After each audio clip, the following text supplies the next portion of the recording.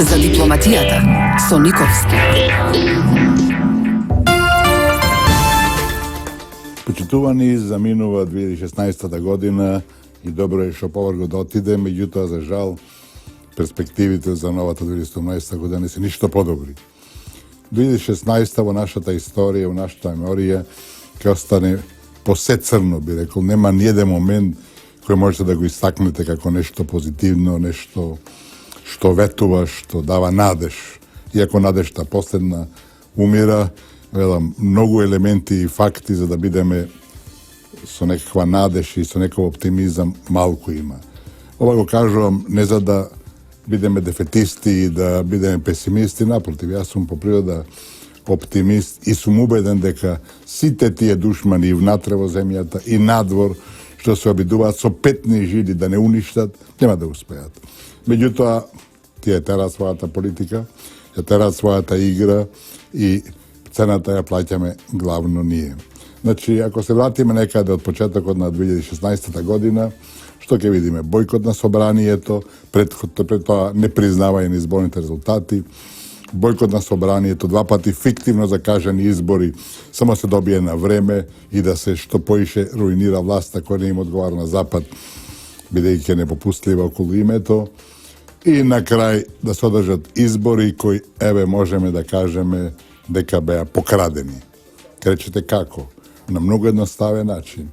Се направи едно сценарио неочекувано, неверојатно, кога меѓу 50 и 70 илјади албанци гласа за македонската опозиција и са некои, да не речам смешни, да не речам пиони и вазали се обидува да го кажат тоа како будење на националната свест на албанците во смисол на потреба од градење на граѓанско општество, што е, мислам, таква небулоза и глупост, што ни децата не веруваат. Или да го кажеме спротивното, ако тие, нека бидат 70.000 албанци гласа за граѓанско општество и нели некој треба да ги поздрави како такви, а што останува со другите албанци, значи на ДУИ, БЕСА, ДПА и на Алијансата за албанците гласа отприлике 160-170 души. Луѓе, што се тие? Тие се против граѓанско општество, тие се за голема Албанија или што? Велам, се прават класификации и некакви оправдувања кои не држат вода и се смешни. И сега кога споредуваме со претходните избори, кои ќе видиме дека навистина имаше крајно непотребно носење на гласачи од мала Преспа, према она што ми кажува луѓето таму, се работеше за некаде 400, 500, 600, ајде нека биде 700 гласачи. Велам, крајно непотребно и погрешно, сега имаме 70.000, 100 пати повеќе.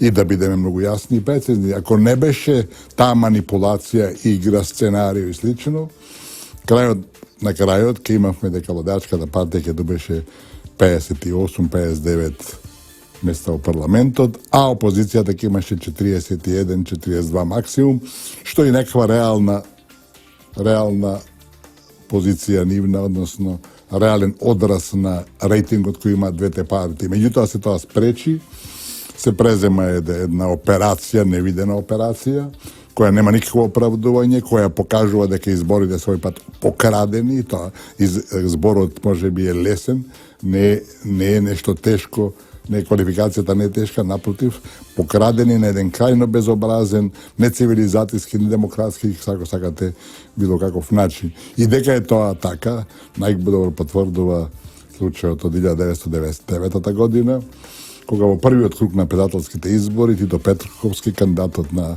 Социјалдемократскиот сојуз, имаше 150.000 гласови предност и беше прашаен на чиста рутина како ќе победи во вториот круг и ќе стане председател.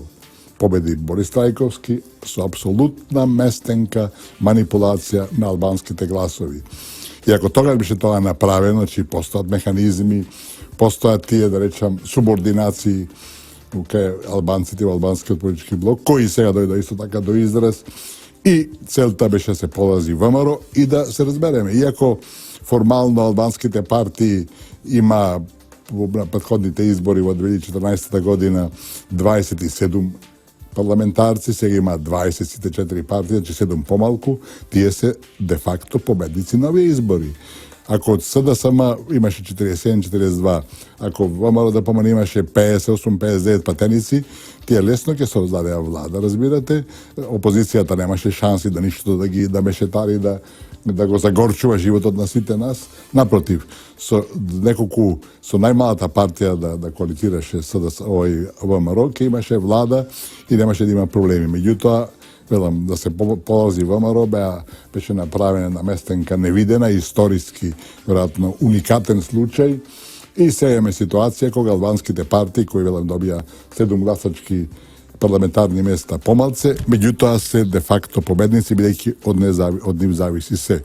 И дека сето тоа не е случајно, исто така една класична потврда, имаме од двата случаи на баци рака одење на нашите албански политички лидери во Тирана. Што мајка бара таму, извинете на изразот, нема по-илустративен збор од колку тоа така да се каже.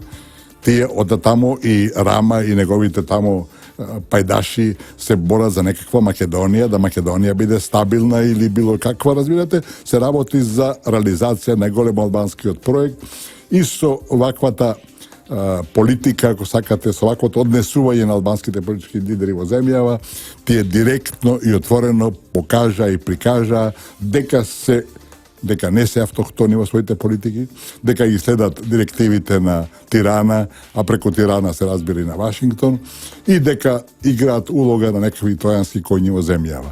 Тоа е реалноста со која се соочуваме и во продолжетокот на денешната емисија ќе се обидеме тоа да го илустрираме со повеќе примери кои покажуваат дека тоа што се подготвува, тоа сценарио кој 25 години трае, има единствена цел да се прекаси државата, да се разнебити народот и тука се создаде некакви услови за распарчување на државата, некакви градење на некакви национални држави за што зборував минатиот пат, се заедно една апсолутно неприфатлива, невозможна политика која нема да успее и Македонија, како што ви реков претходно да повторам, ќе издржи, ќе биде победник, бидејќи тоа што не е природно, логично и нормално не може никош да успее.